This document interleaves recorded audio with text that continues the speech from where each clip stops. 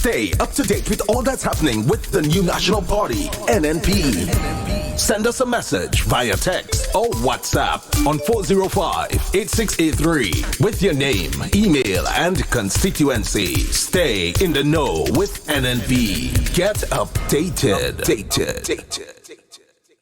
Now this is the big one as Culture Train String Band Group presents The Parent Train 2.0 from Friday, November 1st to Saturday, December 21st. And we kick things off on the Sister Isle. Friday, November 1st, the Brunswick Cemetery. November 9th, Bristol Shop in Leicester. November 15th, Modest Shop in Mount Royal. November 16th, Waynes Bar, Hillsborough. November 22nd, Brongo Shop, Harvey Vale. November 23rd, Goosey Shop, Winwood. November 27th, Sky Shop in Brunswick. November 29th, we head to Union Island to Hugh Malzat Square, Clifton. November 30th, we inside P.T. Martinic at Jigs Cross. December 4th, Pro Shop, Belvedere. On December 6th, we head to the mainland Grenada at Travelers Bar, Grandmore. And on December 8th, Gold's Bar under the Bamboo, Pedmota. December 11th, Marvin Shop in 6 Roads. And on Saturday, December 21st, it's the grand finale round the island. And all events start from 7 p.m. Parent Train 2.0 brought to you by Grenada Tourism Authority, Government of Grenada, Grenada Distillers Limited, Digicel, WeiVybz FM, Sister Isle Radio, Amazing Colors, Ariza Credit Union, and Booms Construction. The Parent Train,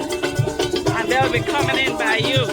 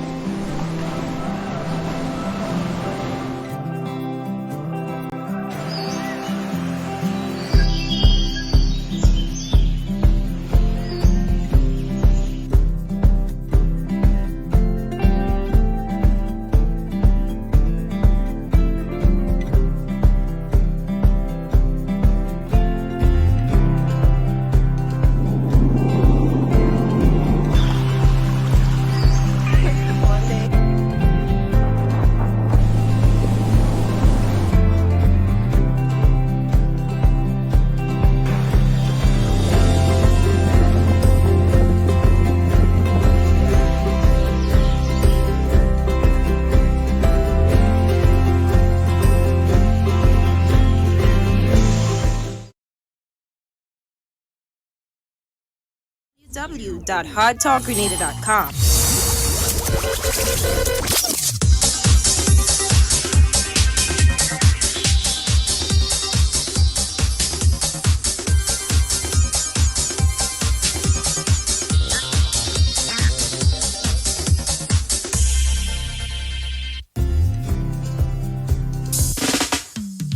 The strength of the iron, it's in the testing.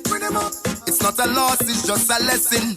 Be grateful for your blessings. You've been digging deep to find that inner strength. No, it's not the time to give up. No, nah. I'm telling you, nothing they do will never defeat where we control your destiny. I'm telling you, take your hand and point it up in the ceiling for me. I feel so irate. Wake up and I'm ready. Must make it ever steady. Setting goals is necessary while they idling. Precious time they wasting like a disease. It starts spreading. Now it shift their eyesight. I say, I don't know why. Some will worry about our next man's stride. Try to match up our next man's life. Fix your life. And as soon as I start walking hard, you want to vex something must be wrong, you man. I don't come here for that. All you help me pan and dirty. And I'm telling you, nothing they do will never defeat me. We control with your destiny. I'm telling you, take your hand and point it up in the ceiling for me, please. I'm telling you, rule number one, we don't come to beg nothing. Good morning to all of our listening audience. You're listening to Hard Talk Grenada. Of course, a special good morning to all of you joining us on 97.5 City Sound FM, 89.5 CRFM, 92.9 Sister Isle Radio, broadcasting from Hillsborough, Carriacou, and of course 94.9 We Noise Radio for those of you listening in the diaspora. Of course, we want to say a special good morning to Miss Clytie up in Monjaloo, and of course Miss Bernice in Richmond Hill. Good morning to the both of you. It's a beautiful sunny Friday morning here in the Spice Isle, and we're always here to share the facts with you. I'm always happy to be here with you. To those of you joining us on the live video, of course, a special good morning to you, Cynthia. You're always early. Good morning to you, Kathleen, Louisa. Good morning to all of you. It's always a pleasure being with you guys every single morning. Now, of course, the lines are open. It is Friday, so the lines are open very early this morning, and the numbers you can reach us at for local calls, it's 440-7377. Our WhatsApp number is 440-7377. And of course, for those of you in the diaspora who want to call us, it's 347-329-3101. So we've had a lot of interesting conversation this week, our main topic being the national health insurance. And I'm hoping that you would have gotten a wealth of information. You would have had all of the facts that you can deal with. And of course, we posed a question yesterday that is still open for your views and your opinion, and of course we're going to pose it again. You can feel free to respond via our live video, or of course send us a WhatsApp, and we will be more than happy to just view your ideas, view your concerns. This is a forum for you to be able to speak freely about your concerns. As a member of the New National Party, we want to hear from you. You know, we don't want to just hear, we're tired of all the white noise, all of the negativity. It's time to start talking about all of the positive things that are happening here in Grenada. Good morning, Yvonne. Good morning to you. And to those of you who are on the live video, remember to like and share. Let's spread the message right around. Now, we do have a few quick announcements that we want to make before we get into the discussion. Remember, today's an open line, so feel free to call. And when you're calling, and I want to say this early, this is not, we're trying to kill all the negativity in the air. So you can call with your concerns, you can call with your queries, you can even call with your opinions, but be mindful. Be mindful of what you say, just as I need to be mindful of what I say as well. It's important to be mindful of what you're saying. Make sure that if you're throwing stones, it's factual stones you're throwing, right? So we have the St. Mark NNP fundraising women's group, and they are having a monthly breakfast sale, and that's on Saturday, the 9th of November, 2019 at 6 a.m., and that's in front of the Victoria Anglican School. Their menu, they have on the menu fried bakes, coconut bakes, fried breadfruit, fish cake, tanya log, cocoa tea, and so much more. So go ahead, make a pass, support. You know, it's for a good cause. And of course, the Springs group would also be having a breakfast on Saturday morning. That's this Saturday morning, tomorrow, near the Pan House next to the playing field. And of course, the proceeds from that fundraiser will be to assist with a Christmas tree lighting for the children in the area. We know Christmas is right on the horizon, so there are a lot of these activities taking place so that we can support our children, you know, support the parents who aren't really able to do as they would like to do for their children, but at least they're going to have a happy Christmas regardless, right? So we want to take note of those two activities. And of course, if you guys have any activities surrounding the season that you want to share with us that we can announce for you, you can go ahead and do that. Feel free to give us a call, send us a WhatsApp, or even just put a note on our page and we'll be happy to share that information for you. So yes, the topic this week, National Health Insurance. What is it about? What is it geared to fix?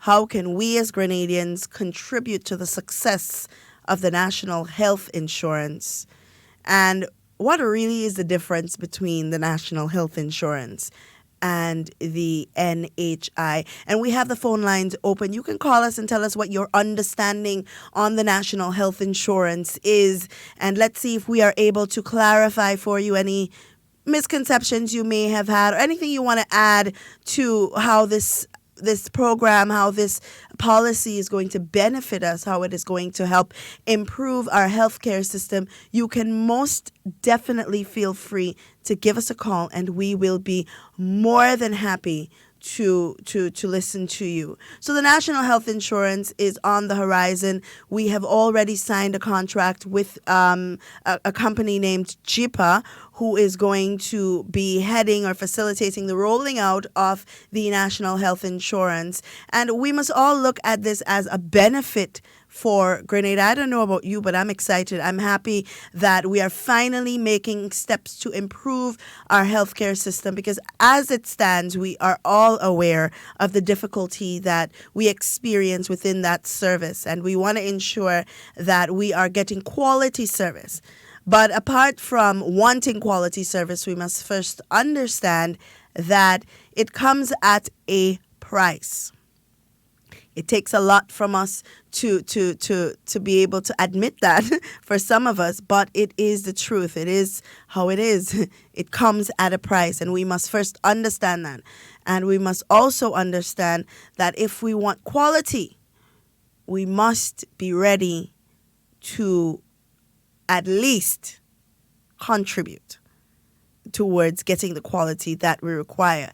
So yesterday we rolled out a new aspect of the program, and we asked the question, and this question, of course, we must say that in this new aspect you will have an opportunity to share your ideas and your suggestions, right? We're not saying that we'll be able to roll out all of your ideas or roll out all of your suggestions, or that your suggestions would even become policy, but what we are saying is that we are opening an avenue where you can share these ideas, and these ideas may very well help in making a difference in Grenada. So we have to start understanding that we are citizens of Grenada, regardless of what political party we all support.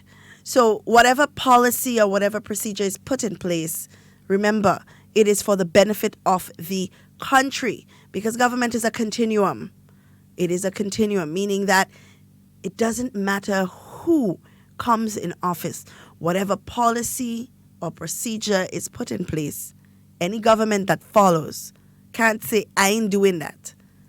You know, we have to ensure that the decisions we make are the best decisions in the long term for Grenada. So the question posed was, in your opinion, what do you think can be done by all involved in the healthcare system to improve the delivery of healthcare in Grenada? The question again is, in your opinion, what do you think can be done by all involved in the healthcare system to improve the delivery of healthcare in Grenada? And yesterday, Stan and I had an extensive conversation about what primary healthcare means, right? What is primary healthcare in its current construct, right? And I believe we have our first caller for the morning. Good morning, caller. Hello, good morning. Hi, good morning. How are you this morning? I'm good. How are you? I'm good. Wonderful. One problem we have in with the station 89 thereabout, it just keep echoing. All of the saying just keep echoing over and over. So I don't know if Mr. Technical Man could help you out there. Okay. All right. Thank you He's listening, so I'll have him look at it. Thank you so much for the suggestion. You're welcome. Bye-bye. Yes. All right. Bye-bye. Bye. Yes. All right. Well, Naz, it seems like we need to just take a little short break. Let's just resolve that issue. But before we do that, I want to explain something to you. Now, we've been talking about national health insurance, and we've been talking about primary health care and what it means. And some people are of the impression that Grenada doesn't have primary health care. But we do. Right? We do have primary health care. Primary health care is basically what we receive when we go to the hospital, right? It is basically the gateway to medicine, basically, or to being attended to. When you go to the ER, and you see a doctor, or you see a nurse, or you see a nurse's assistant, that is primary health care. That's what it's all about, right? It just addresses the majority of people's health care needs, right, throughout a lifetime. So physical, mental, social well-being, these kinds of things, right? That is our primary health care. Now, we want to move away from primary health care and upgrade to secondary health care, where we can have preventative medicine, where we can refer to specialists and things like that.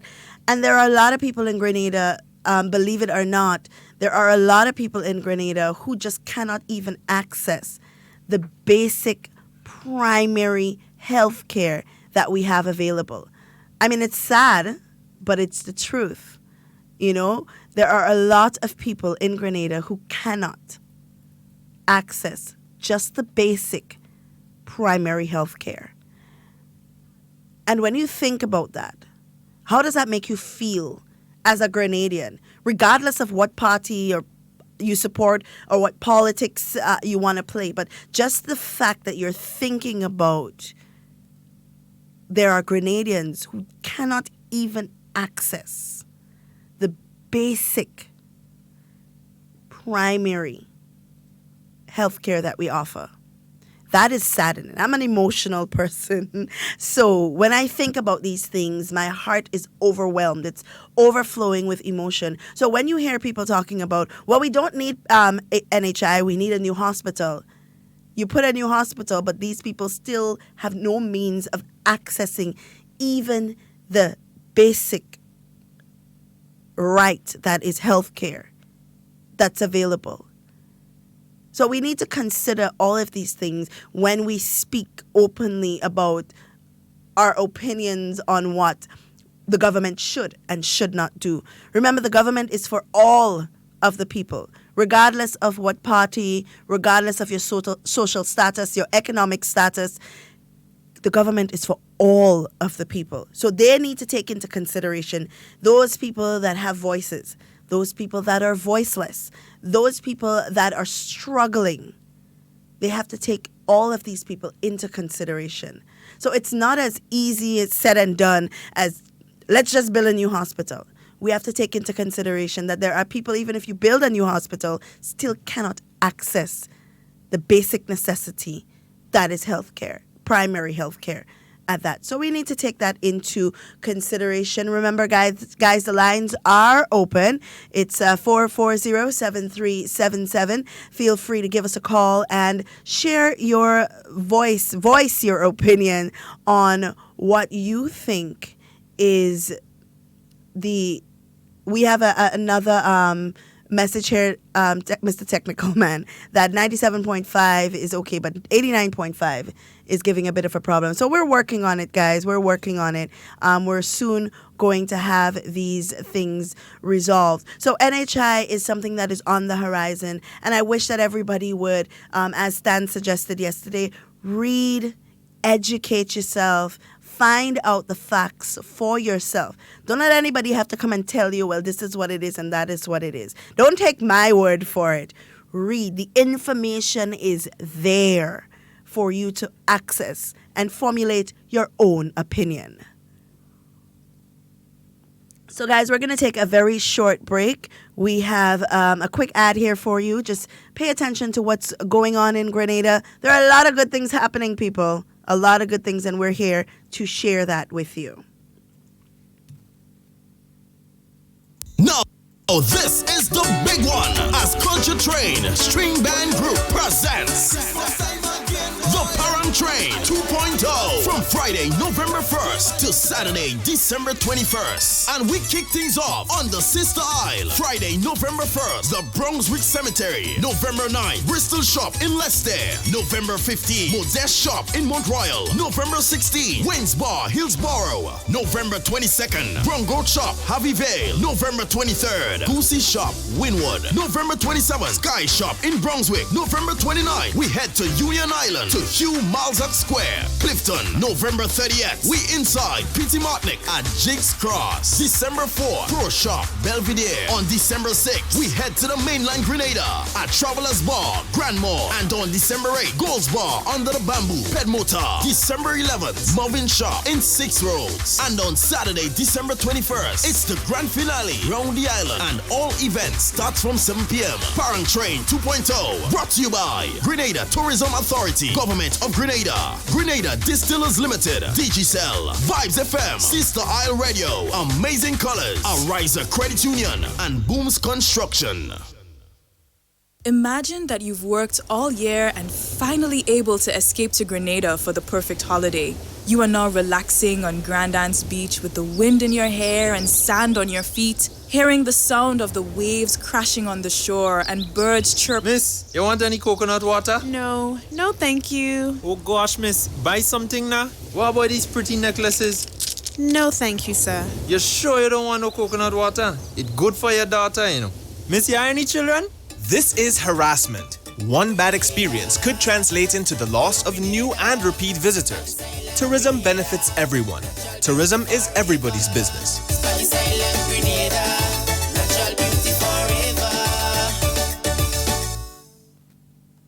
All right, guys, and we are back. And, of course, a special good morning to those of you who are just joining us. Remember, if you are on our live video, you can feel free to like it and share it. And just let everybody know what's happening in Grenada. We are here to bring you the facts as they come. Speaking of facts, yesterday, while last night, while perusing through Facebook, of course, I have to do my little research and so on. So I'm perusing through Facebook, see what's going on, with tired eyes, of course, because it's late. And I realized that under a clip of the protest action, so there was some protest action yesterday in the TAMCC area, that's in Tantine. And I'm looking at the comments underneath that live video. And again, I am disappointed. And I don't like coming here and speaking about disappointment because there are so many other things I'd like talking about. There's so many things that are so exciting and so wonderful happening in Grenada that I'd prefer to talk about. But of course, I would not be doing my civil duty if I did not clarify some of the misconceptions or statements that I saw underneath that video. That may mislead some of you who don't really know what is taking place with that issue. And it's sad that every single protest action, every issue, everything that happens within the state of Grenada becomes NNP's fault or Dr. Mitchell's fault. Well, he must be the strongest man in the world because his back has to be very broad to be taking blame for all the things that he has not even a hand in. And I mean, it's sad that we as Grenadians are not moving from a place of propaganda and just sensationalism. That's the word, sensationalism and bacchanal. I know that we are a vibrant, colorful people, but sometimes we also have to be realistic and honest because we are not the only ones looking on what's happening in Grenada. We have people from the diaspora looking on what's happening in Grenada. We have tourists. Once they Google the word Grenada, everything pops up. That's social media. It's a social network.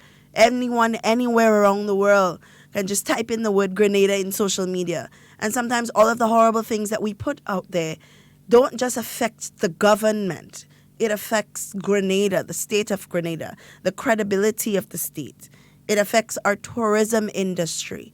Because no tourist wants to come to a country that is full of chaos and confusion, as they make it sound. Nobody wants to come to a dilapidated state. Nobody wants to come to a place where everything is a problem. They want to come somewhere where they can relax, somewhere that's beautiful, somewhere that is promoted for its tourism. And that is what Grenada is to the rest of the world. But because we are so highly politically charged, every single thing that we do, some aspect of it, we tend to politicize. Now, that issue at TAMCC would be workers that are hired underneath the council. Now, remember, TAMCC is a statutory body. It is not a government body. It is a statutory body, which means that there is a council responsible for some of the administration there. So it's not the government that is responsible for the administration of TAMCC. It is the council that is responsible. So those workers, if you had even listened to the protest, they didn't even say anything about government as they were protesting. What they said was, who is responsible for paying us? TAMCC. So the council is responsible for providing these workers with their increments that they have not yet received. It has nothing to do with government. It's not a government strike. So we have to understand that, and we have to be mindful of the information that we put out there. So there is no industrial action again between TAMCC and the government of Grenada. Let us get that point straight. There is no industrial action between TAMCC and the government of Grenada. It is between a portion of the TAMCC workers that are governed by the council. They are posing industrial action against TAMCC, against the council. So we have to be mindful of that. And I really hope that that issue is resolved as quickly as possible, because whenever we have these kinds of issues with our educational institutions, we have to understand that it is ultimately the children, the students that are being affected. So let's be mindful of the information that we put out there. I don't understand why we as a people like these kinds of things. When there's an industrial action, we get excited. When there's a strike, we get charged. We must come away from that place where everything must be a strike. I heard people on GBN calling for the unions to strike against the government. And they fail to realize that when these strikes happen, it affects the state of Grenada. It affects you. It affects I. It doesn't affect the 15 representatives only. So we have to be mindful of that. You know, when they go on strike, when they shut down the Treasury, when you shut down the Ministry of Tourism, when you shut down the Ministry of Works, when you shut down the Ministry of Education, as they're calling for, when you do all of these things don't affect just 15 people. These things don't affect the party that is NNP. These things affect Grenada and the public and our children. These are the people that are affected. So we have to be mindful of the things that we are asking for. Everything does not have to be a strike or an industrial action or a fight or a quarrel. A lot of these things can be amicably resolved. When did we lose our sense of negotiation? When did we lose our sense of let's sit as adults and resolve these issues? Because if that is what we are teaching our children, then we are teaching them to rebel in the face of adversity, or when something gets difficult, the first thing they want to do is rebel. That's what we are teaching our children. We are teaching our children to take placards to the street if something doesn't go the way that they want it to. Is that what we want for our children? Is that what we want for the future of Grenada? Because we have to be mindful. As I said before, government is a continuum. If the New National Party is no longer in government tomorrow, the government of the day still has to uphold the policies that are put in place by the New National Party, right?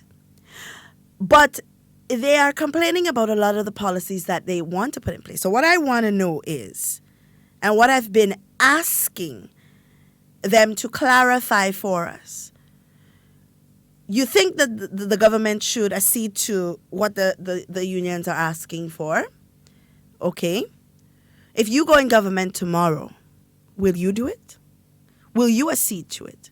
Will you give them what they are asking for? All right? We're calling for industrial action. I remember in 2008 when public servants were not receiving an increase. They were not even receiving their salaries on time. Nobody took to the streets. Nobody protested.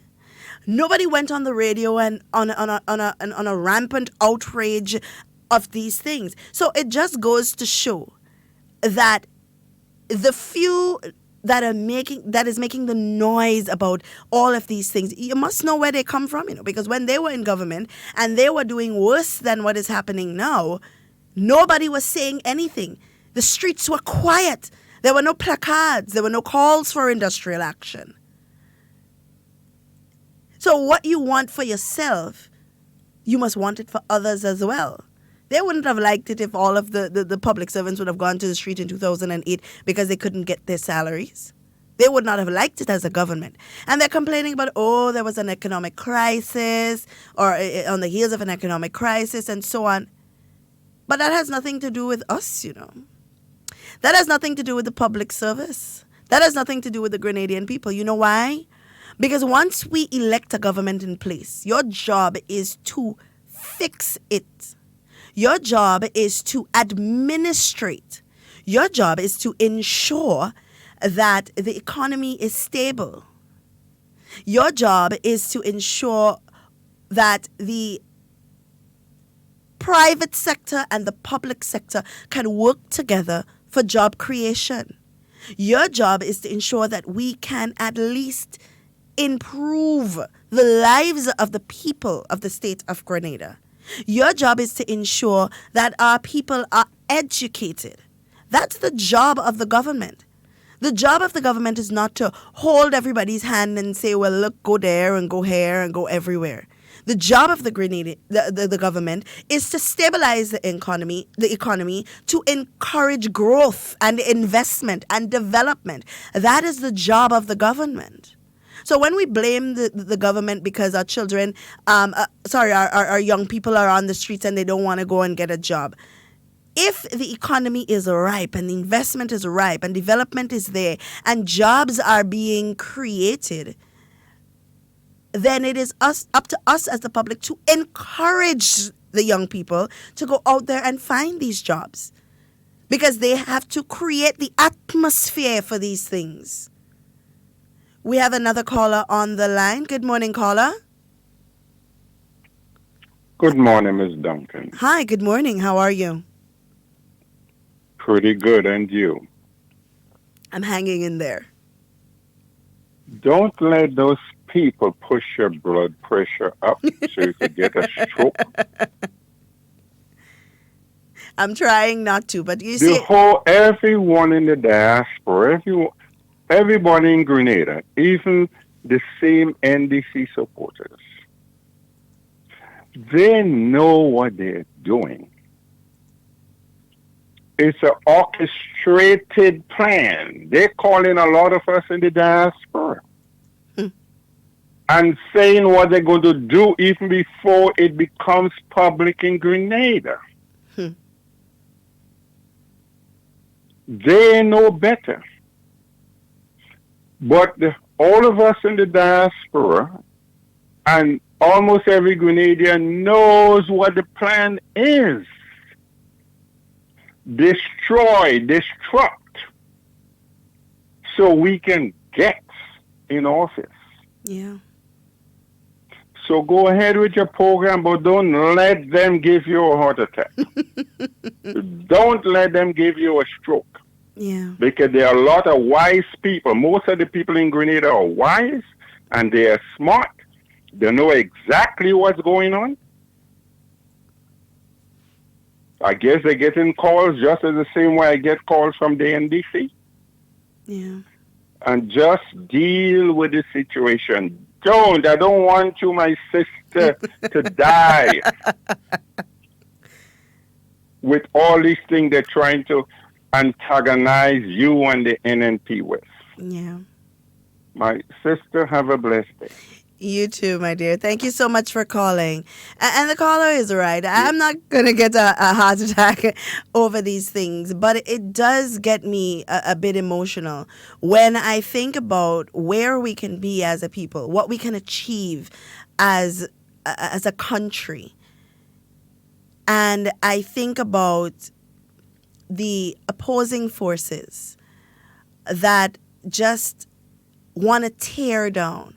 So you're not helping to build, you're helping to tear down so you can get into government and rebuild it the way that you want it to be. But it's not about what you want. It's about what is best for Grenada. You know? And what we need to focus on is, this is how I see it. What we need to focus on is building our private sector, making it stronger, making it a hub for employment. We have another caller on the line. Good morning, caller. Good morning, Sister Duncan. Hi, good morning. Yeah, listening to you. Do not, as the caller say, I think you're taking this thing a little too hard. I just want to be the host of the show, and you have your kids. But we, is the older generation, we could tell you, don't go down that road. You just take it light, speak the truth, and that's what matters. Because what we try now, I was part of it in the 70s as a young man. Right. We couldn't beat Gary. So what we did, there's nothing Gary could have done good. Right. You bring School of Medicine, you're going to bring dead people in Grenada. You call for independence, Bernard Code and others go up. I, as a young man, support that too. Right. Not thinking for myself. You understand? Independence is bad for Grenada. School of Medicine is bad for Grenada. You understand? And look today. What does School of Medicine bring to this island? Yeah. You understand? So we out here in the diaspora. We know, because we know before you guys know anything going on in Grenada. Wow. What's the new plan? Right. Before Franca become the opposition leader, we knew that before you guys know that in Grenada. Right. So everything been come out here first. The rumor spread in the diaspora, and then you get to Grenada after. Right. You understand? What the plan is now is to make the government look bad. They don't care whatever they do good, but just to make the government look bad. That's the plan, because they cannot get into office by the people going to the poll. Right. So when it gets so bad, we go do as what we do in the 70s. We're going to go to the street. Do you know that we had a committee of 22? You will know that, eh? No, I'm way too young. All right. We had a committee of 22 with the businesses and that, and they put nurses on strike and this on strike, teachers, everybody taken to the street. But we had to go. Right? Sister Duncan, we failed twice already. After that happened, we got revolution. The revolution was a good thing in a sense, because it educated the mass, those who wanted to be educated. Right. Those who go to Cuba, Bulgaria, Russia, etc. You understand? Who come doctors, lawyers, dentists, whatever. And we had something going good. But we had the same people as today who decide to turn back the revolution. Because what they want, they don't listen to nobody. And Sister Duncan, you as a former teacher, if you does not listen to the students, you will never able to teach properly. It's true. Because you know what? No man is an island. Yeah. We have to listen to learn. Yeah. If we does not listen, you don't learn anything. Very true. And that is the problem in my country. There are those decide they will listen, but they think they could fool you and me and others. But we have to think for ourselves. Yeah. We're not saying everything in Grenada. In Grenada is fine. We're not saying that. Yeah. No one is saying that. Everything is perfect. But the other side trying to make us feel that everything is wrong in Grenada. And when they get in there, everything will be perfect. Yeah. Who are you fooling? Yeah. Who are you fooling? You understand? Everything is bad. And we could make it good. And I could tell you, I was part of it. We were very good in opposition. Oh, because yeah. in opposition, Sister Duncan, you only could criticize. That's true. You have no pressure on you. But when you get in there, remember, we had a Minister of Finance, you know. He called the first $1 billion budget. Yeah. And what happened? One of his own ministers asked him, where are we going to get the money from? You know what he said? Give me 3 months. I'll get back in touch with you. And when they bring him to a GBN or whatever, I was talking to him, and one lady was speaking to him, you know? And you know what the finance minister said? Well, we expect to get some money from China because of the stadium and the housing. It's a whole sort of shit. Yeah. And because why that didn't match you, nothing didn't come true, so that's why it couldn't come up with a budget. You see them the way that I think? Yeah. But when the NDP get into office, Sister Duncan, you might know, Dr. Mitchell had to go to Trinidad when they call him to Barbados. And he thinking, well, Barbados call him to congratulate him. They try to tell him the financial trouble that Grenada is in. You know who he had to call? He called, was that woman in Trinidad, who was the Prime Minister at the time, and asked her to lend him over $7 or $8 million to pay that debt. Yeah. And I was part of NDC, a member of NDC in those days, so I could tell you the truth. Yeah. We was in a big, big hole. We didn't have money. When time to pay, the finance minister jumped on a plane and he gone abroad. When we couldn't pay, we asked Gonzal. We asked Raul Gonzal, the same man they don't like today, if he had some sort of funds they had in the Caribbean, if he could allow them to get some funds out of that. And he did. So let them know one come and tell you. The Franca Bernardine, who is talking there, you understand? Although I had rather her more than Nazim Buck. She always goes to Parliament and says somebody have to tell her something. Somebody told her something. And she come back to be leader of the NDC, and she still sort of on the same thing. Somebody from Trinidad is a rumor, and it's a rumor. You can run a country, you always have a rumor. Always to have tell. a rumor. You're right. You cannot do that. Yeah. Let me know what you going to do for this country. Yeah. Stop criticizing what Dr. Mitchell do and say what you think you could do better. And I was praying that NDC got somebody else that could come and say, forget all this garbage, all this briefcase garbage, and all them things. And let we talk about what we could do for this country. Yeah. Dr. Mitchell did his part. Let we see what we could do better. Not go criticizing. How could you manage when you criticize everything? Yeah. You cannot manage, because when you get there, Sister Duncan, you have to do 100%. Of course. And none of us is perfect. So it will never work. And I hope the Grenadian people know that is a sham. It will never work.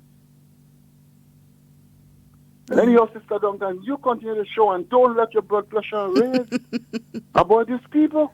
Yeah. Don't. And I will give you more information. But not today. Not today. Save it for later. Of course. Okay, sister? All right. Have a good one. Thank you so much, caller, for your contributions. So, I mean, I couldn't even say it better myself. You know, there's so many things in Grenada to look forward to. And if we continue to talk about the negativity, like you said, the diaspora isn't concerned. They're not concerned about what the opposition says because they know, maybe even better than we do, what is happening in Grenada, the developments that are happening in Grenada, how ripe Grenada is for further development, you know, and they know. So we are the ones that are just sitting here playing politics and being so politically charged that we are losing sight of the benefit of good governance, you know. But before I take this caller, we have a call on the line, so Nazim can just answer, and caller, just hold on for me while I welcome Mr. Bola, who I had to drag in here. kicking and screaming to join me in conversation this morning. Good morning, Mr. Bola. Good morning to you, Ms. Duncan, and good morning to all listeners, whether on radio or through the web, whatever medium. Good morning to you. All right. So we're just going to take that quick call. Good morning, caller. Oh, no, it seems like we lost that caller, but you can go ahead and call us back as soon as you get an opportunity. So, Mr. Bola, we were just talking about the current political climate, basically, if you want to put it that way, and how we need to not be fooled as Grenadians with all of the talk of what this government isn't doing. And we need to start asking the pertinent question, well, when you get into office, are you going to do what you think they should do? How capable are you of doing that? How capable are you of delivering? I can't say on the promises because they haven't promised us anything as yet.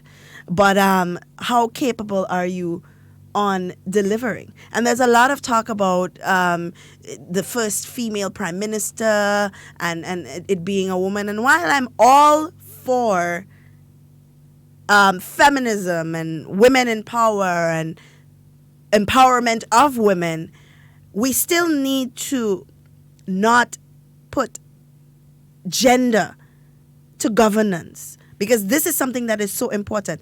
We're not looking for the first female prime minister. We're not looking for, as a people, a woman at the helm.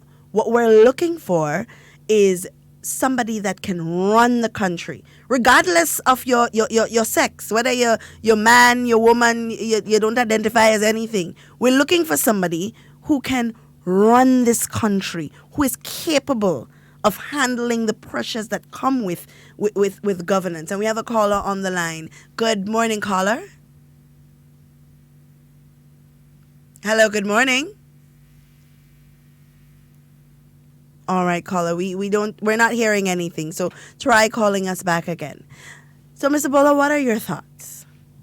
Well, I heard you, and you make quite a lot of sense, but I would like to ask a question slightly different to the one you ask. Not that what you're saying is not important. So when the naysayers go about talking about everything that this government is not doing, it's an excellent question to ask them. Should you be given an opportunity, what would you do? Because we know they had an opportunity before, and we saw what they did. But I would also ask, the question is, what is it that government is doing that is affecting them? Yeah, yes. Not just what they're not doing, but what is I think it? You have a call. Let's take that and we'll continue.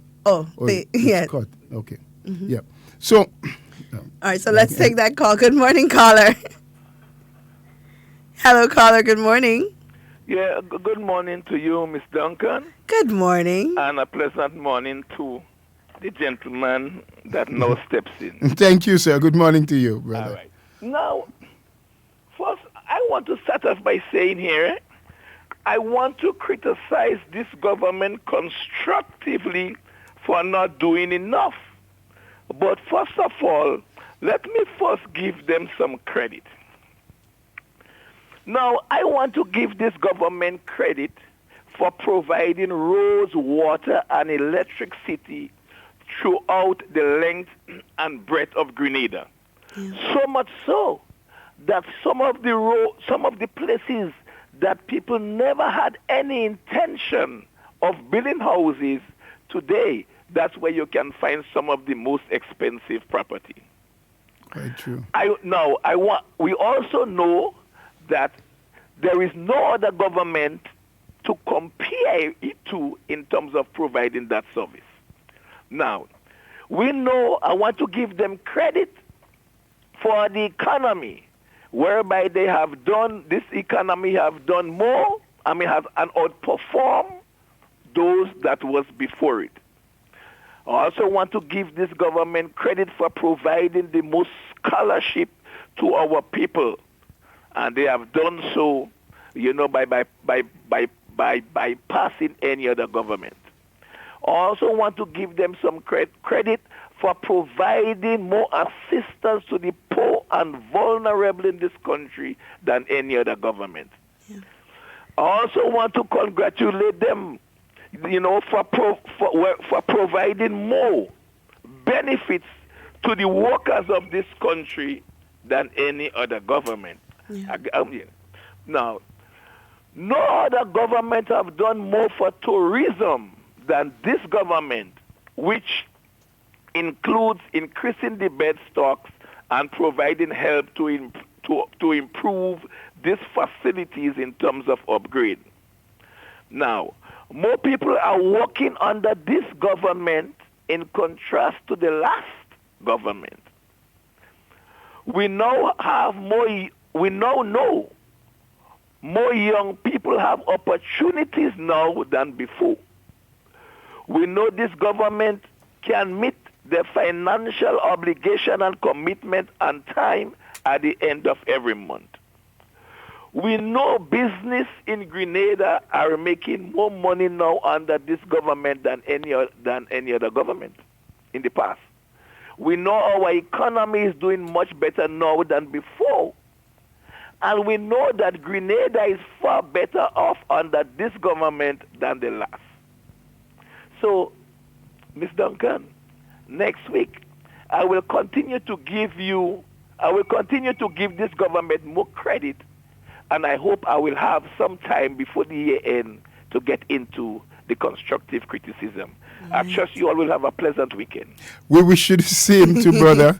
And I think that caller came in just in time. Just in time. Because I was making the point. While you can criticize about all that is not being done, let's take a look at all that is being done. And there you had the caller coming in as though he was reading my mind, highlighting a number of things. Yeah. And making the comparison.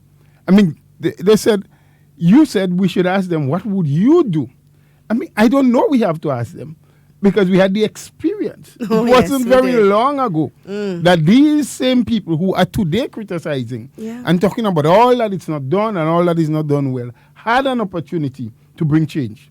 Yeah. They got the Grenadian people, gave them that opportunity. Yeah. Right? They said, NNP, you had it. Dr. Mitchell, you did.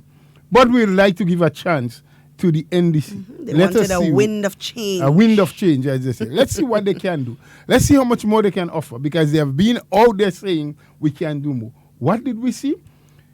Public servants, the people who work month by month, never got an increase. Never. The only group of public servants that got an increase was the police. The very first year that the NDC came. Why did that happen? Not because the NDC initiated it, but in the salary negotiations before under the NNP, the police association negotiated for 4 years, while the other unions accepted the 3-year negotiation. So by the time the NDC came, they had 1 more year to be paid. So the police got that because it was agreed and signed for. We have a caller on the line. Good morning, caller. Good morning, Mr. Bola. Good morning. How are everything? Very well, very well. Ms. Bola, Ms. Duncan. We're concerned for development of this country. This government is the government that bringing development and progress to the Ghanaian people. And we could see, when we look at what the government is doing and what they had done, let us look at at health. The completion of the Guav Health Center, and the implementation of the National Health Insurance, the improvement in health service, the establishment of the National Skills Training Center, the launch of the e-learning platform for students and teachers, the construction of 8 new buildings for existing schools, increased scholarship opportunities. And Mr. Uncle, when you look at that, that is development. That is development making the greater people be proud and happy, right? Because when you look at NDC in government in 2008 to 2013, what did they do? They closed on Parliament for 6 months. They sent them all the Imani workers. They promised the senior citizens $400. And when they only add about $50 more on it, and to other $50 more, they remove some people's name from that list. And when you look at this at NNP government, look at the electricity in the rural area. Is this government that electrifies the rural area, electricity, water? You see, this is a government that care about the poor, they care about the senior citizens, they care about all Ghanaian people. And that's why they continue being government. And the people, we know exactly who care and who love us. Is this government? The other government, they only criticize, but they can't come with no good solution for the betterment of Grenada. And I will always like to see If you criticize me, come with something better than what I do. If you criticize me, you have no solution. So, Mr. Uncle, Mr. Bola, you have a wonderful couple. You have a blessed Friday and a good weekend, my brother, and thank you so much. So you see, I mean, there are people out there who understand this thing probably even better than we do. Mm-hmm. Yes? The lines are busy. As you come, Good morning, caller. Hello. Hi, good morning, caller. Yeah, I had a few callers mentioning about the progress that the NNP has, a development they have done, Right. But most of the callers, do they have like information from the ministry, facts to back up most of what they say? Well, of course, what they're saying are the truth. Whether they got it from the ministry or wherever, they How did we not could say. determine that it's true? Because I know it is the truth. They tell no lie about salary increases. They tell no lie about scholarship. It's on the news. It's on the newspaper. They see, they read, they understand, they hear. Yeah, I hear you a little bit low, but hold on, give me 1 minute, Yeah. Mm. Yes. Yeah, Yes, I'm sir. saying that the issue about increased scholarship and increased workers' pay and the Gov Health Center or the Western Coast, the health center, and all of the things that they spoke about are factual things that has happened or is in the process of happening, increase in the room stock and things like that in the country. It's in the news, it's on the newspaper. I presume that's where they're getting But I it. think, the point I'm making here is that when we come forward to present information, we have to be factual in we're saying. Yes, You know? I agree. But these guys, in Mhm. what capacity they're speaking? We But- need people from the ministry to come in with information, for some information, to telling us all these things. But may I ask you a question, sir? Yes, sir. Yes, sir. Are you in any way able to tell us any of what those last two callers said that is not truthful? Most of what they're saying are not true. Like, give me an example, please. Thank you. I won't reiterate what they said, but No, but if you're most of saying it's not true, most of what they're saying is not true. So is it a lie that the room stocks in Grenada has increased under the NNP government? That we have I got hear you a more? little bit low. Yeah. Is it true or is it false that under the NNP government that we have more room stock for tourists when they come into this country? One of the callers said Well, so. I heard you mentioning something about room stock, yeah? Yeah, room stock, meaning more rooms Yeah, are available. I know what you mean, yeah. Yeah. But I hear you low. But Yeah. what I'm saying, there is not enough room here. Yeah, well, we agree with that. But the caller was saying that it has increased from whatever amount it is. The caller did not say that we have sufficient. But they said from what we had under this administration, it has increased significantly. Is that true or is that a lie? A false, for me, false. It's a false. Yes. So I want to just touch on healthcare. Yes, When you yes. look But at the I'll state give of you a our chance to healthcare- touch on healthcare. But I want to ask you. Let's finally finalize on that one. So with the coming in of a new hotel, the Silver Sands, with how many hundreds of rooms, and the additional rooms that we have seen in so many other hotels that expanded, you still say it is false that the room stock did not increase? At the end of the day, if we cannot meet the capacity. No. We're talking And the two demand. different things. We're talking two different things. It's not factual here. If we need to if provide we more- need what about 200, the if we what need about 200, I don't want to argue with you, What but about the Livrea project? we What could happened talk with this about one? that. It's not yet completed, but it is And why not we sticking false on that we have Many years more now we've room been sticking on stock. that. Huh? What you're arguing is not what we're saying. Why we've been sticking on that? That project is in the rural community of St. Patrick's. Yes. And nothing has been done to create jobs for people. People But have to that leave is the not country and true. go to There are town. investors that are ready to come in with the Livera project. Don't you listen to the news? Don't you read? Yeah. What? We've been turning soil for many years up there. What is the problem there? We need to know. well, I But don't know how caller, else that you're gonna if you're not information, listening. caller, that information that you are asking for, in the same way you said that these callers need to come with factual information because they need to find it. That information has been made public. It's been in all of the newspapers. It's been on all of the social media platforms. It has been all. No, it has not been coming from government. It has been coming from the investors themselves. You see, this is a typical example of what we are speaking about. In Grenada, we never listen to understand. We listen to respond. So you're indicating that what the callers are saying is false. And we're asking you to point out exactly what is false about their statements. I won't go in depth into it. But you have to, because you just made but caller, you have to, because you just made a public pronouncement, and there are hundreds of people listening to you on this platform. So you must clarify. The same way that they're making the announcement, and it could be wrong. We're sending it out to people as well. Well, tell us what is wrong about what they said. Did they tell a lie by saying that government increased salary? But of course they do. But caller, what they are saying. All right, caller. I need that from a government minister or senator. All right, caller. Them. All right, caller. We thank you so much. We thank you so much for your contribution, caller. Thank you so much for sharing with us. You as well. You as well, yeah? Nice. Mr. Bola, this is a typical example of what we're speaking about. We have had ministers of government. We have had people in government positions coming here and explaining these things. And set aside from that, this information has been, or all of the information that these callers have been calling about, is things that you can just drive around Grenada and see.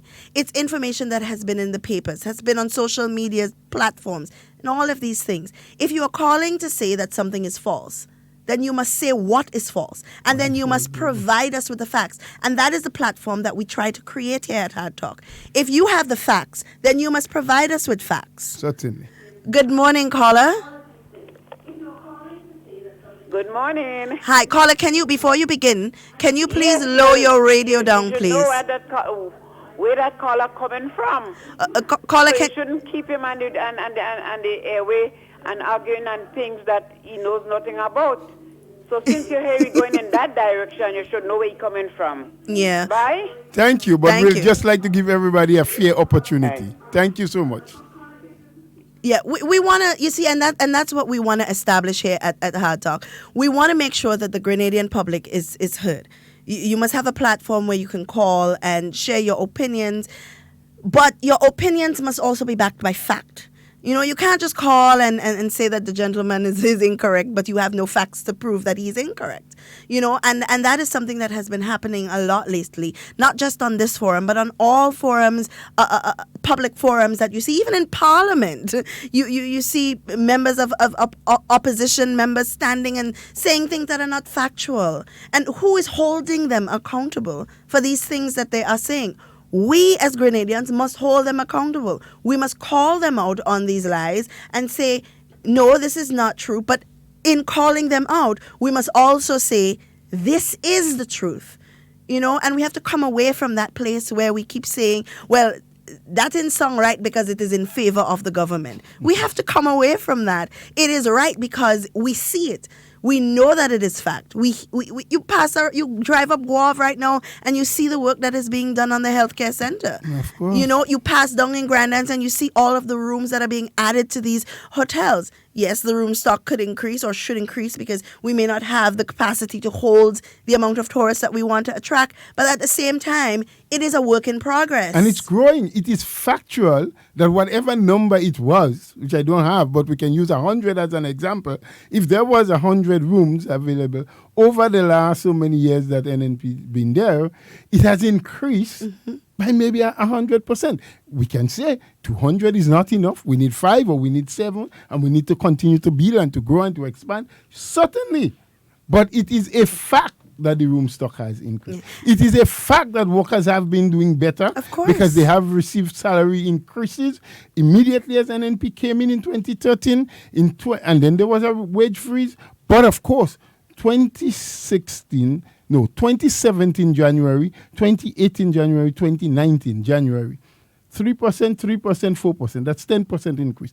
They are now in negotiations to ensure that come January 2020, workers will receive another increase once they finalize with the unions. So these things are factual. It is a fact that most students are getting scholarship. It's announced. When they're handing over, they say how many millions are being spent. Only recently, in fact, Tuesday of this week, the Minister for Foreign Affairs was on the post-cabinet briefing, announcing that they have just signed a new agreement with Morocco. Of course. Where they, I think, are getting 20 per year, plus I think there's another 8 or 10. 10 for vocational studies. So that's 30 scholarship. And he spoke of some other countries, non-traditional friend, that are offering. And we didn't speak about China and Cuba and, all of the other. So these things are factual. This scholar apparently is either not living in Grenada or doesn't have an understanding of English language, because all of these facts are there and the people are just saying what has been happening. Improvement in the road condition. We can now say yes, our main roads, our asphalt roads are not in the best conditions, but they're trying to caulk some of those holes now. We know the reason why. We know that the asphalt plant has been damaged, has been done. We know it has been in the news that the government has already purchased and imported a new plant, and that they're just waiting for completion of setup. And as soon as that has happened, we will see a lot more progression in the road work. So, I mean, what about what any one of these callers said that is false? Now, I have a lot of people saying, oh, well, who is going to hold the government responsible for the lies? And I want to respond to this, and I want to respond to it because you hear it a lot. And let me just be clear. We have not at any time sat here and say that the government is absolutely perfect. They're wonderful. They've done the best for Grenada right through. They've done nothing wrong. Remember, there is nothing that is perfect. There is a lot that the government can do better. But that is set aside from the fact that there is a lot that they have already done.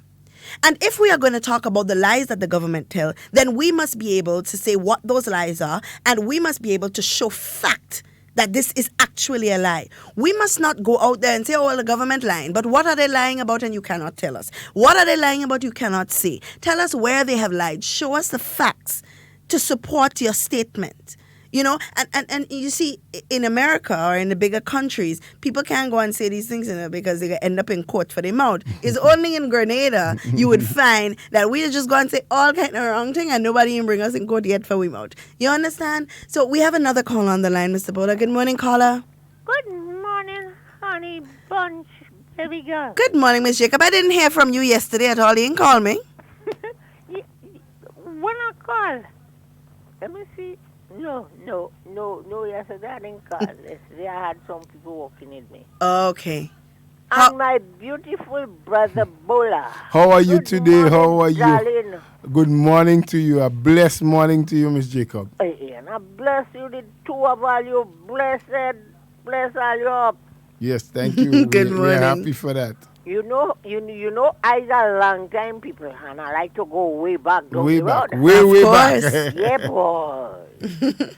Way back down the road now, the best network of road in St. David's is come from the new National Party. The first one that give the first shot at it was Daniel Williams, Mr. Danny Williams. Yes, you yes. could remember when he was when he was representing St. David. Yes. Oh, I remember that. The best network of food we get is Chewy. We get some.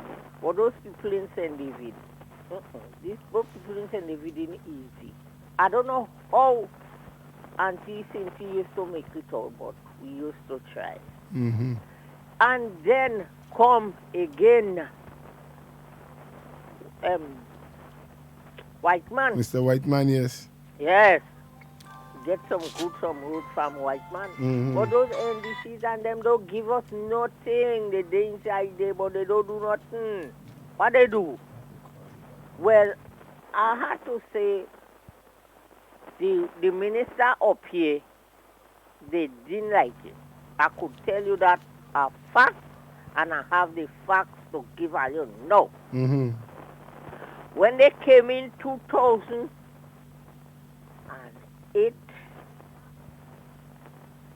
they reached in 2008, they reached in, Yeah. They come to take out Miss Jacob Water. Oh, Lord. 2009. I said, hold on. I come in. I get on the phone and I call the minister for the NDC side here. Yes. I call him. when I call him, when I then say, Lord, he look at this Miss Jacob walking with that man. Then Mr. Let. And yes, I don't know if Brother Let had the phone traveling with, and as he put on the phone, he reaching anything, you know.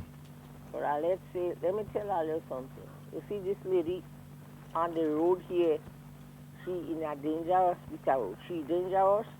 She don't have no children. She don't have no husband. She don't have nobody to take care of her. Please, don't take what she wants. And from that very sad day, they never, ever try that again. Yeah. Nothing from St. David. I wanted to come and tell me that, and you see that man, that man that you see called it, this is a man that threatened me already. And I don't afraid him. I'm giving him good. I don't afraid him. Don't get yourself in trouble, Mama. No trouble. Well, he don't like to hear me. Anytime that man hear me on the radio, he coming at me.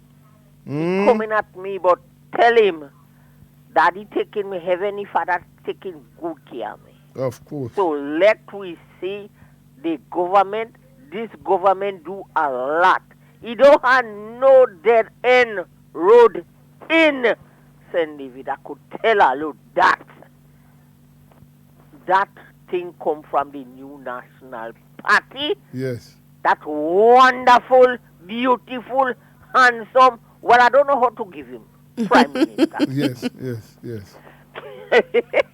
That some of them people, they don't want to hear me, they want to kill me, but they can't make it. They can't make it. They don't give you life. They can't take your No, life. they can't give me. They can't make it with me. Yes. They can't make it with this Teresa Jacob. Not Teresa Jacob at all. Let me give you an expert before I leave. The ID card they give. They say, well, we have to come. They tell us what day we have to come in St. David to get out with ID card, the NDC that was in power that day. That was 2012. I haven't done my NIS card. They say we have to work with, we have to come and empty.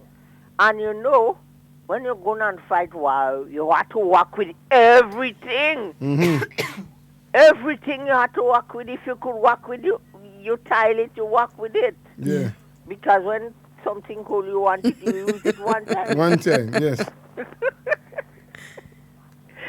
Papa, when they think that he's sending home the 6 people what they have, what they call out it. When they think that he's sending out Miss Jacob home and get what she has to get, when I bring it, give them, they nearly fall down. Yes. I bring her ID in me. What they call it?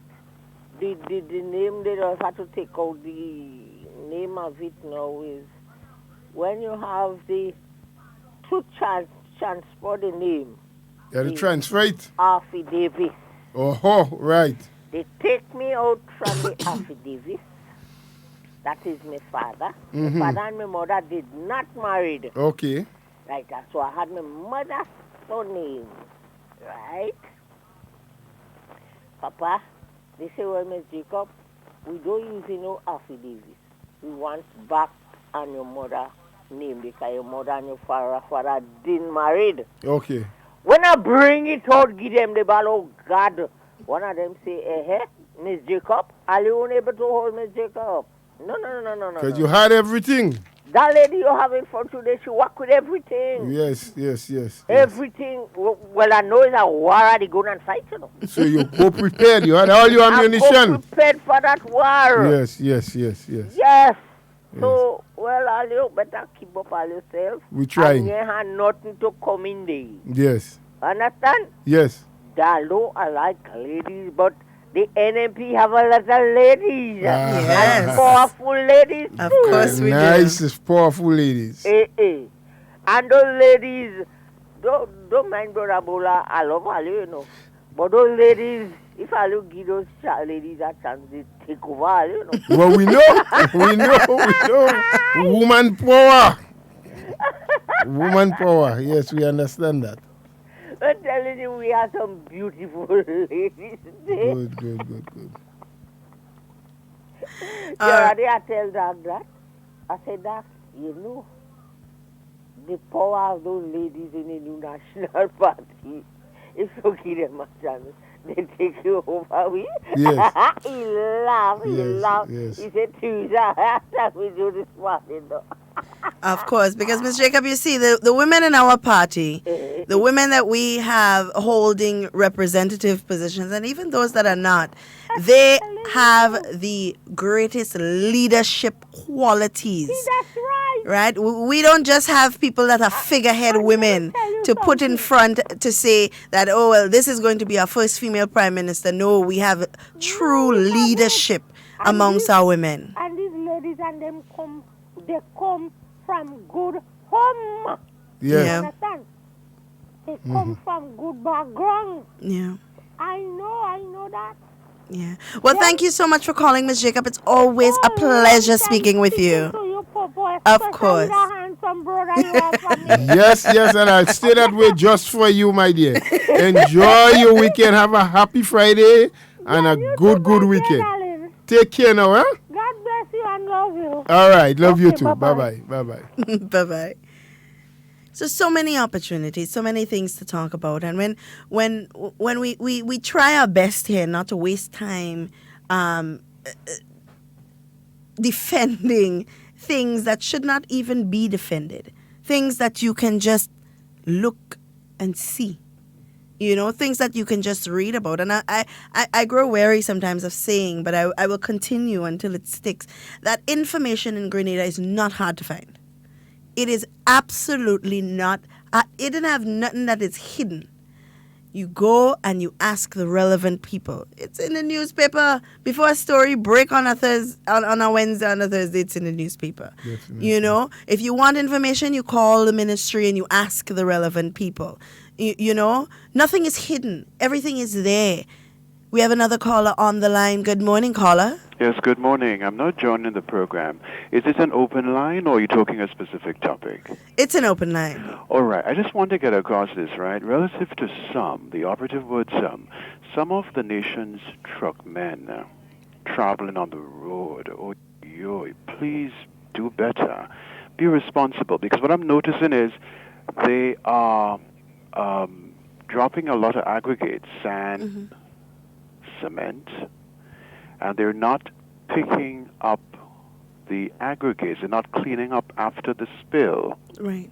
Things happen, but at the same time, I think they need to properly secure the aggregates on the trucks because, that situation is becoming more and more of a real problem. Right. I see it on Marastil, for example, Luther's Lane, and that can be very hazardous to other motorists and, even people walking the road. Yeah. So please, and also, I find they drive these big trucks as Corollas and Subarus, for example.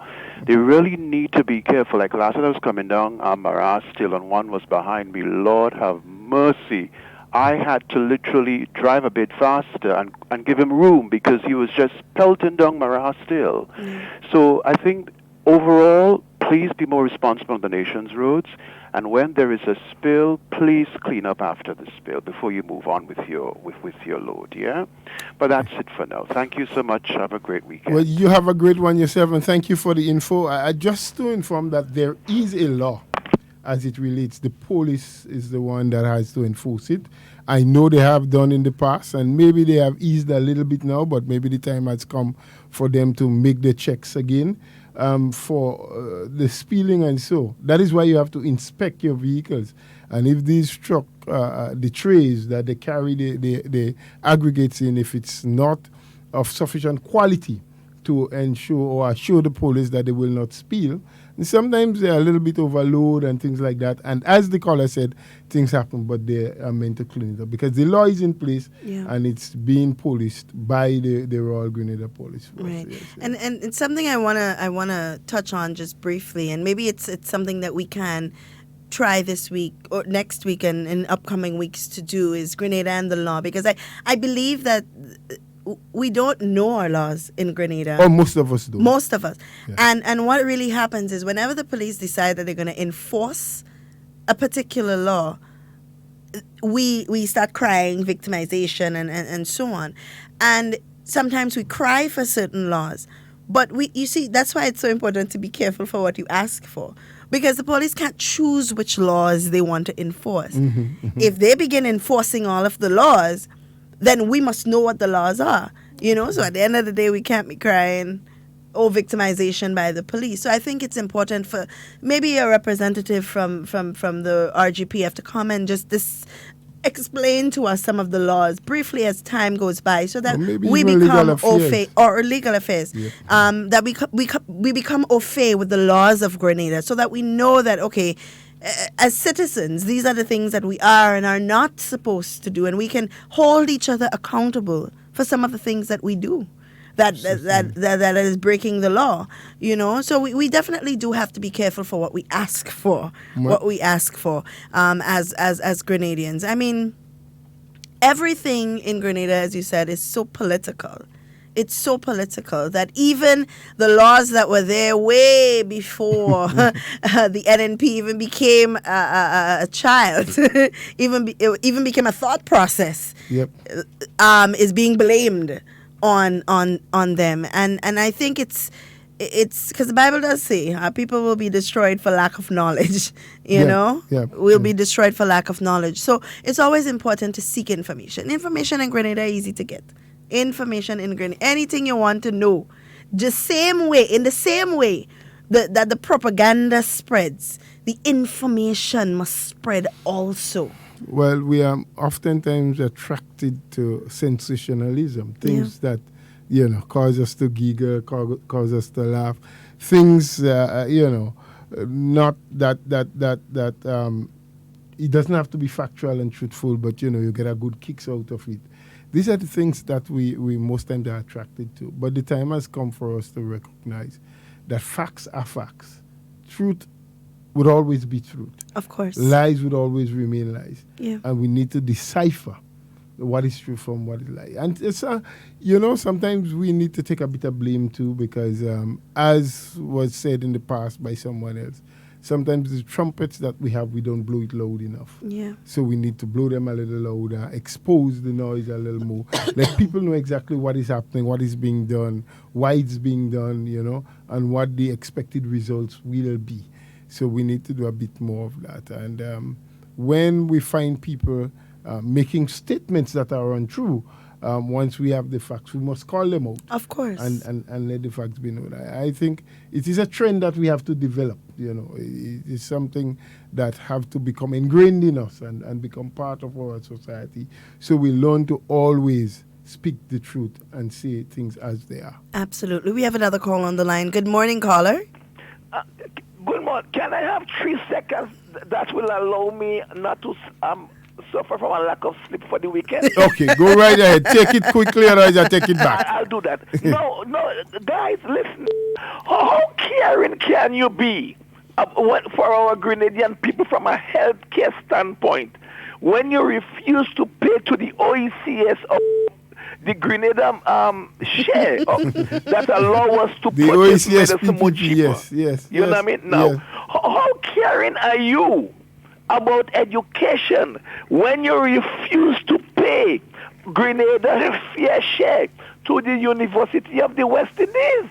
How caring are you, about our people when you turn down over 1,000 housing units for our most poor and vulnerable? And ask for cash instead. And how caring are you when you tell over 3,000 young people in this country, you give us the opportunity, we will not send you home. And then when we give you the opportunity, you turn and you send each and every one of them home. Yeah. Mr. Buller, you and Miss Duncan, thank you for the time, and I trust you have a pleasant I weekend. want your weekend to be good. That's why I gave you the time, because that thing would have remained on your chest. Oh, yes. And we want you to sleep well. Thank you. Yes. There you go. I mean, and I was going to speak about a few of those things when I started talking about the fact that you couldn't pay your public servants, you didn't give increase, you refused to pay the OECS PPP, which is the arrangement for us to get medication for our sick people for the hospital and health service. So, I mean, you can go on and on and on. So, What is the comparison? We seem to have another caller on the line. Did we lose that caller? Yes. All right, caller, if you're there, try calling again if you can still hear us. Yeah, there are so many. And you see, we don't like, people are of the impression that we like to come and sit here and talk about all of the things that the NDC did not do when they went into government, but we don't. We prefer to talk about all of the things that we are doing now and the things that we plan to do and the things that we will continue to do. Even the things that we did not do. And even the things that we did not do, we want to given the opportunity to do so. So we don't want to come here every day. After every weekend, you have to hear a set of propaganda and you have to come and sit and clarify. We're not in the business of doing that. We don't want to be doing that all of the time. But we have to, because we have to ensure that the people of Grenada are well informed and that when you speak, that you don't sound like you don't know what's going on in your own country. We have another caller on the line. Good morning, caller. Hello? Hi, good morning. Good morning, Good Mr. Greenman. Hi. Miss Duncan, morning, Mr. Roland Bola. Good morning, sir. How are you? Greenman is here. Yes, Greenman. Listen, I have 13 more days for my body to come for this month. 30 more days for this 13 month? more days, yeah. The 22nd is my birthday. Wait, hold on. Hello? 13 more days. What's up, Tim? 13 years. We're hearing you. We're hearing you. All right. What I want to say now, what I've seen in my country is very excellent.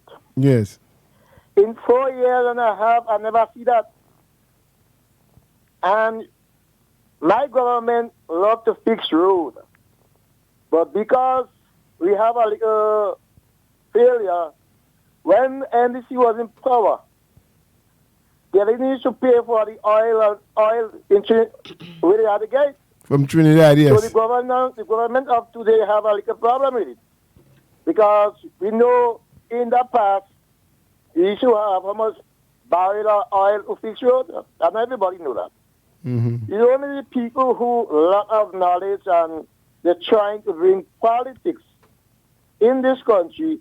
They don't want to bring the facts, but the facts is right there. Everything what's happening now is from NDC. Yeah. When NDC was in power, what they used to do? Use concrete road. Because they don't love to fix, they love to mash up. And that's what they do, to mash up the country.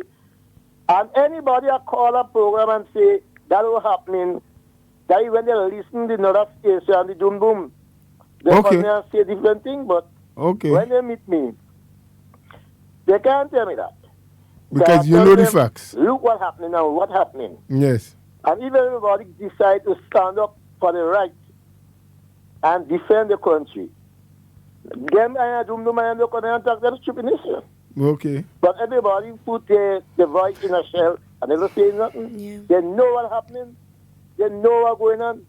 So we have to stand up and say, yes, that's happening. Yes, the government doing good. Continue to spread the good news. So that's why you see the other people have the advantage to say so much things because nobody does stand up and defend the rights. Yeah. Everybody has a right. Another thing I want to say now, what I want the government to do, putting out false propaganda. The government will take them to court and let them prove it. Where that happened now, where that happened. Okay. And so long that to happen, I think you have a better country. People will respect the government. People will respect their own country because they have to get the facts to put out there. If they don't have the facts, you have to hush them out. Hush them out. Well, that's what I will say for the time being. Have a nice weekend. You have a blessed one yourself, right? Thank you for your contribution and continue to spread the good news. And the caller is so right. We don't say, and as you were saying before he called, we don't toot our horn enough. We don't speak about enough the things that is happening within government, even the government itself. I would say that the GIS, Government Information Service, they should be the ones responsible for putting out what's happening within the government, you know. But when you have a system of politically charged people, it could never be effective enough, you know, because I'm tired of saying the system, which is the government, is filled with all, like a rainbow, You have people that are green, people that are yellow, people that are red, people that have no color whatsoever.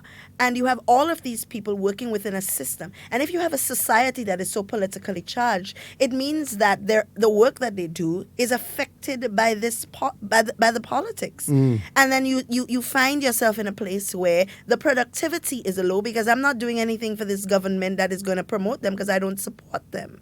And that is true. That is fact. That is something that you can just find out. I'm not speaking something that is foreign to anyone, and it's happening here, there, and everywhere. If your cabinet ministers put forward a policy and pass it on to a ministry, and within that ministry you have people that do not support the government and do not support the policy, you would find yourself in a situation where that policy either takes too long to come out or to be implemented, or it's just sprung on the Grenadian public and people believe that they sat in cabinet yesterday and decided something that is going to affect you in the long term. So they decided yesterday and they roll it out yesterday. Government doesn't work like that.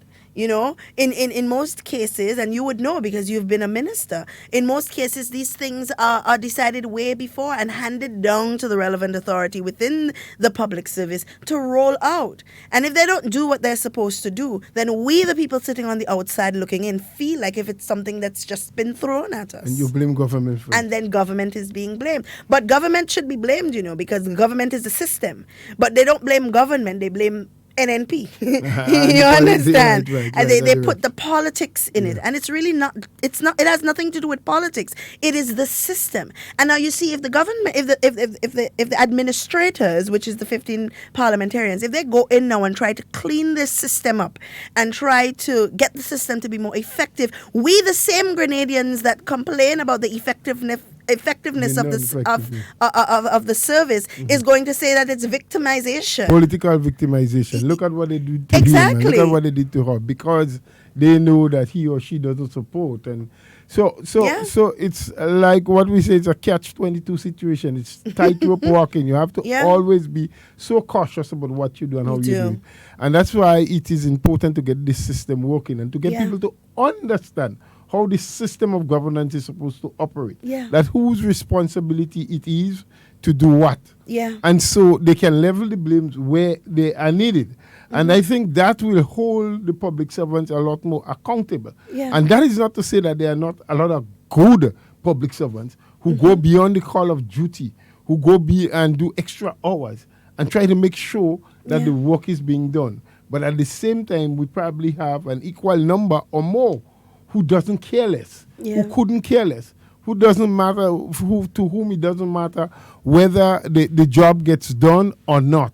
What's important at the end of the day, at the end of the month, that they receive a salary and that the unions will negotiate for them to get an increase. And that's all that matters. But whether you take the oath as a parliamentarian or as a public servant, we must all understand that we have a role to play. We have a function to fulfill. And we have the Grenadian people whom we have to account to. Absolutely. And you see, when we sit here, because Stan and I were here this week talking about national health insurance and the effectiveness of the customer service within the healthcare service, and when we speak about customer service, we're speaking about doctors and nurses and how they interact with their patients. And somebody called along the lines of us bashing the nurses, but it had absolutely nothing to do with that. It's being general and talking about and being honest. You see, we are not an honest people. Because we sit and we think that everything is the government's fault. But when you actually have to do the blaming, nobody wants to be honest and say, this group of people is who is actually responsible for this happening or this being ineffective. Or nobody wants to be honest and say that. Everybody wants to hide behind politics and everybody wants to hide behind party and say, okay, well, this government is responsible, this administration is responsible. When you actually have to because when you go in, if we were to do that, when you go into or get an opportunity to go into government, you're going to meet the same problem. It's not going to be fixed. So the system will still remain broken. So what you have to try to do is help this government to fix the system so that at least if you get an opportunity to go in there, the system works for you. So at least you can get more done for the people. So you didn't find yourself in a situation where you're trying to fix a system that you helped to keep broken. Yep. You know, so we well have to said, be yes. mindful of these things. We have to be mindful. So the NDC is saying, oh, no, leave national health insurance alone. We need a new hospital. We need all of that. You're going to spend 7 years trying to build a hospital, and you're going to tell people, oh, well, NNP had 8 years, 10 years in government. So we want the same 10 years too, so we could at least do something. It doesn't work like that. It does not work like that.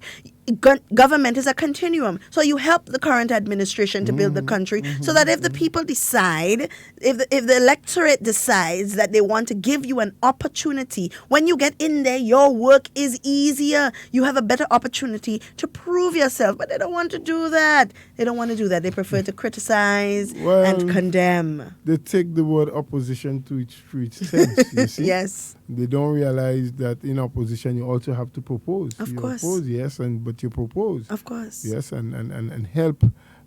Because you are creating, as you rightly say, you are helping to build that platform, that foundation on which you will have to operate. Yes. Because the politicians change. Yeah.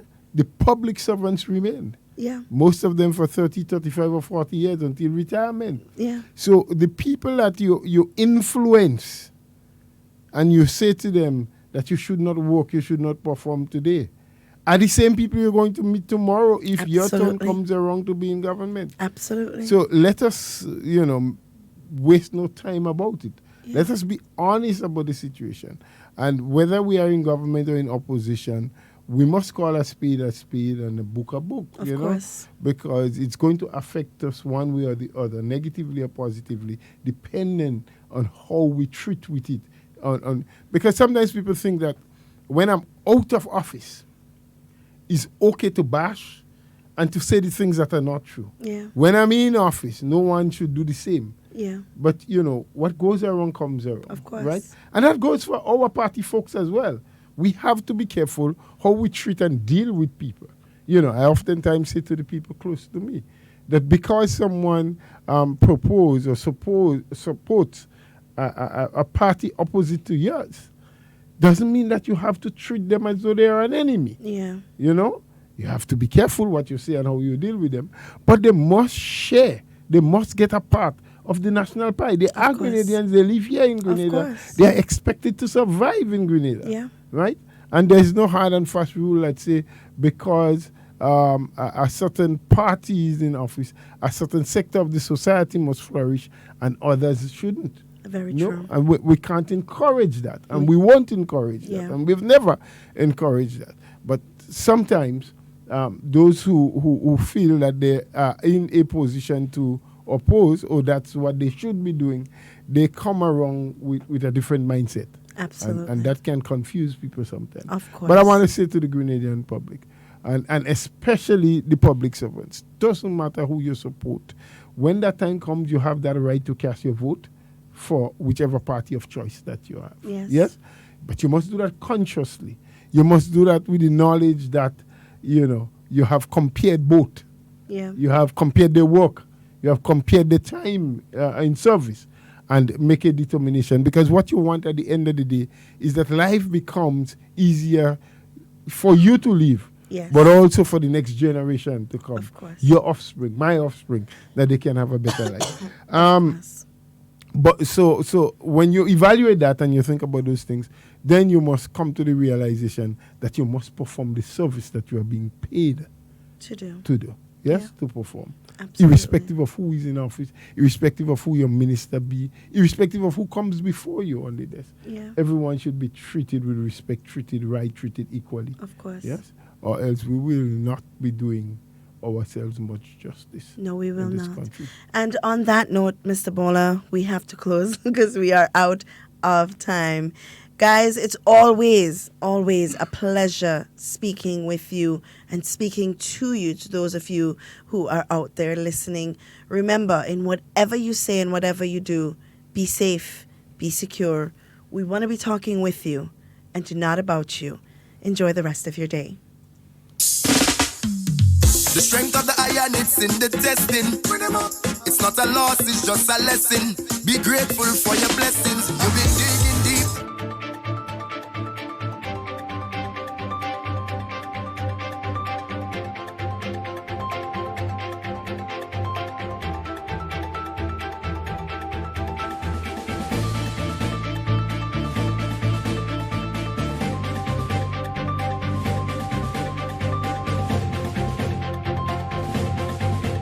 Grenada pledges to strengthen diplomatic ties with India to expand potential benefits. We'll have details to this story and more in the National Report.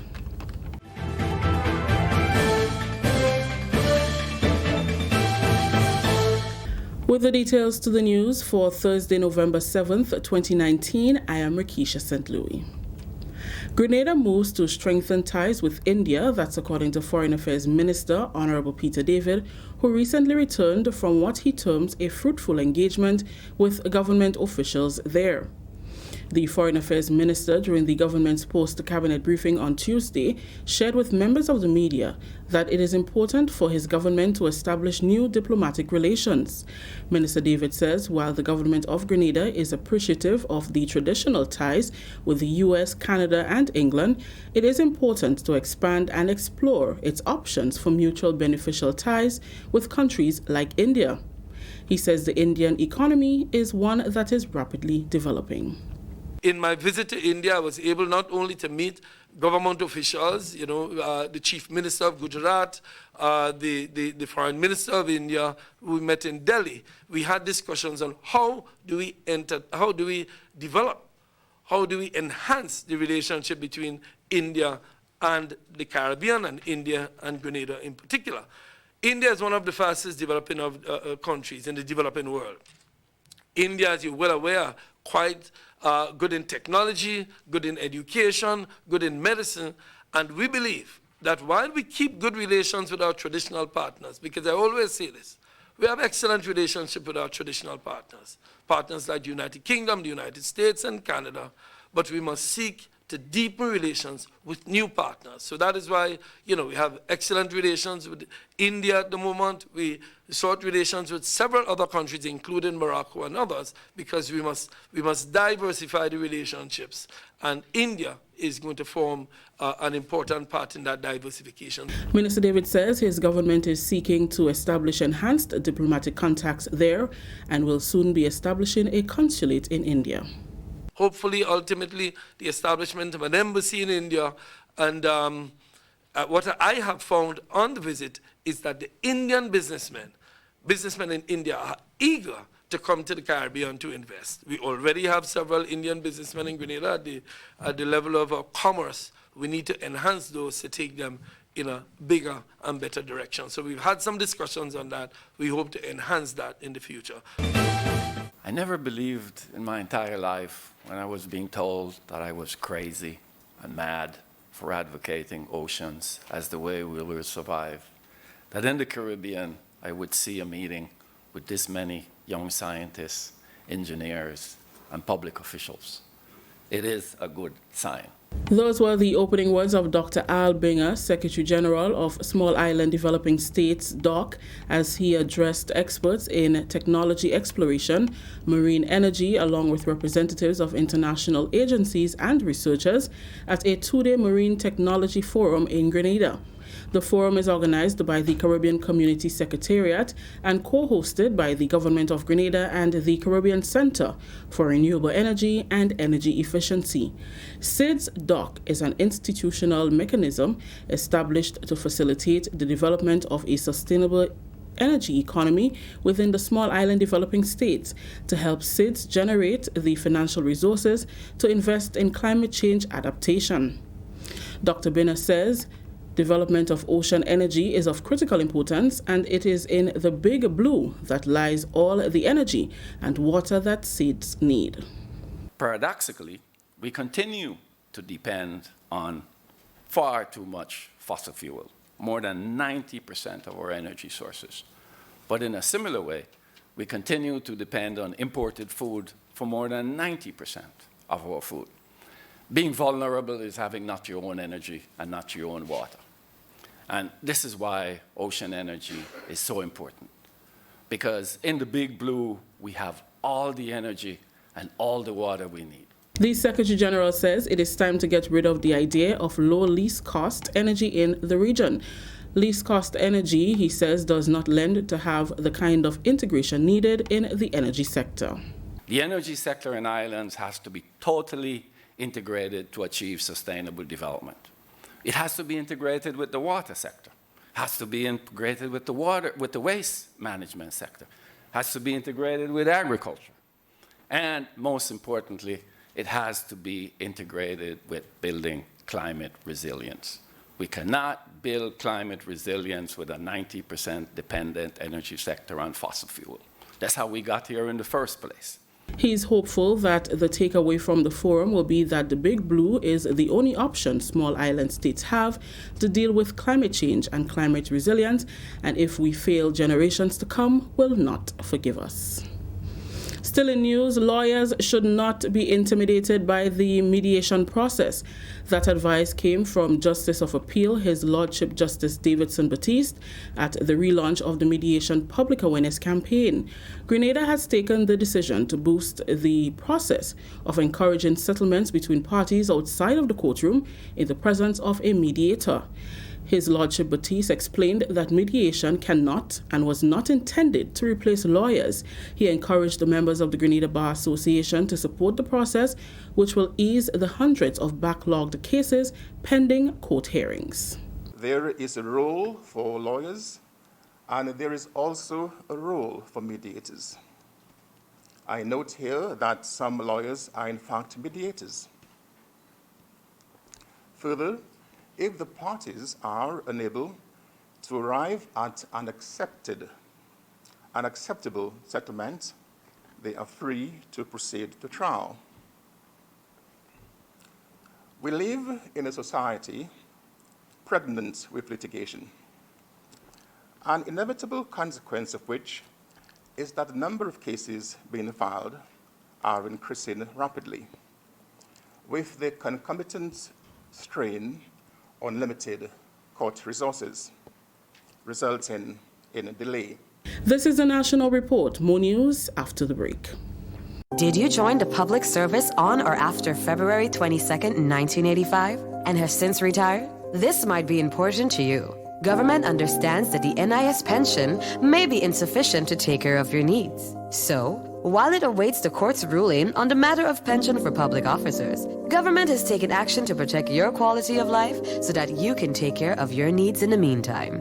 Persons who join the public service on or after February 22nd, 1985, and serve continuously in an established position for a minimum 26 years and 8 months, and retired at age 60, may be eligible to receive an advance payment, which when combined with NIS, represents 70% of their last salary. For more information, call or visit the Pension Secretariat in the Department of Public Administration, Ministerial Complex, 440-3767. Finally, in the news, the island will soon benefit from Phase 2 of a regional coconut development project with the aim of strengthening the alliances towards increasing its productivity and profitability. The partnership, a collaboration between the European Union, the International Trade Center, and the Caribbean Agricultural Research and Development Institute, CARDI, will support from the CARIFORUM Secretariat and the Ministry of Agriculture and Lands, is being implemented with the Alliances for Action. We get more in this report from Mina Booker. Attempts have been forthcoming to revitalize the coconut industry since the 2004 and 2005 passage of Hurricanes Ivan and Emily respectively. As the country forges ahead with focus on the industry, a special stakeholder consultation was held on Friday, 1st November. The International Trade Center has been working on the advancement of the coconut sector in 12 countries for the last 4 years, with the Caribbean Agricultural Research and Development Institute, or CARDI.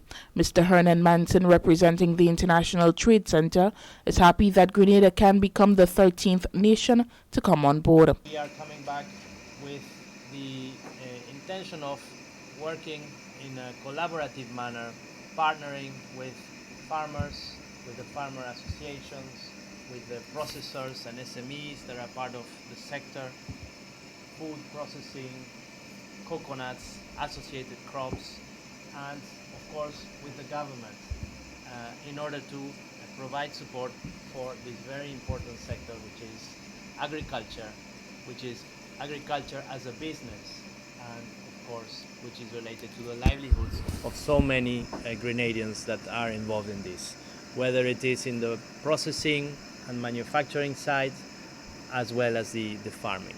There is an estimated 25% of projected growth in sales for coconut water alone in the next 5 years. Coconut and coconut products are becoming a staple in the food and beverage markets, health and skincare markets. Permanent Secretary within the Ministry of Agriculture and Lands, Mr. Elvis Morin, implored on the participants to commit themselves to use lessons from the engagement to contribute to the continuous initiatives to propel the sector forward. I want you to commit yourself today with whatever the lessons we get out of the second phase. We must give a commitment to continue with the coconut industry. The Ministry of Agriculture is very pleased to be associated with this. As a matter of fact, the Ministry of Agriculture is a technical ministry. And we must be and always be happy to partner with other agencies to help to improve what we do. This project covers the Samoa Pathway priority areas, which take into account sustained and sustainable, inclusive and equitable economic growth with decent work for all, climate change, disaster risk reduction, water and sanitation, food security and nutrition, and waste management. The A4A approach is clustered around 5 areas, which include understanding, convening, transforming, investing, and impacting. This project, according to Director of Research and Development at the Ministry of Agriculture, Dr. Malachi Dottin, will be able to contribute to the economic development and improve livelihoods in Grenada and the wider Caribbean. So when we embrace the coconut industry, we must embrace it in that light. Embrace it in reducing poverty. Embrace it in reducing hunger. Embrace it in reducing health and improving health and wellness. But as we move on towards the deliberation and the dialogue today, we must take three important core elements into consideration. We must take that the coconut industry, we need to take into consideration environmental protection. We need to take into consideration social inclusion, because the only way you will be able to improve the capacity is to involve the farmers. And interestingly, economical growth.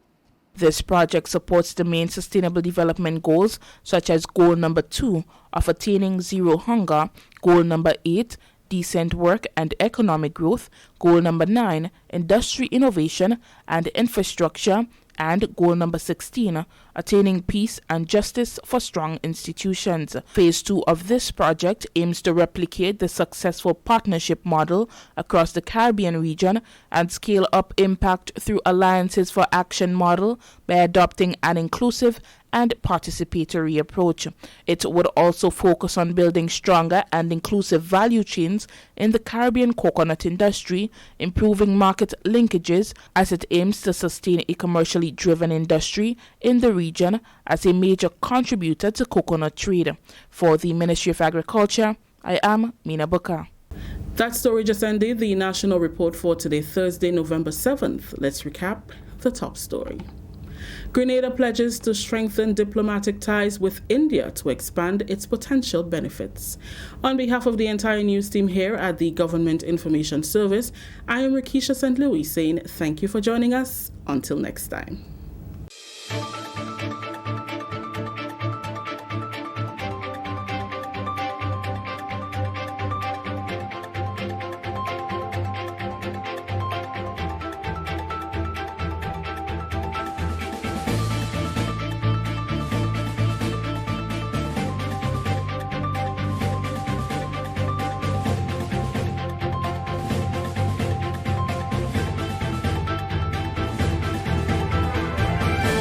Stay up to date with all that's happening with the new National Party, NNP. Send us a message via text or WhatsApp on 405-8683 with your name, email, and constituency. Stay in the know with NNP. Get updated.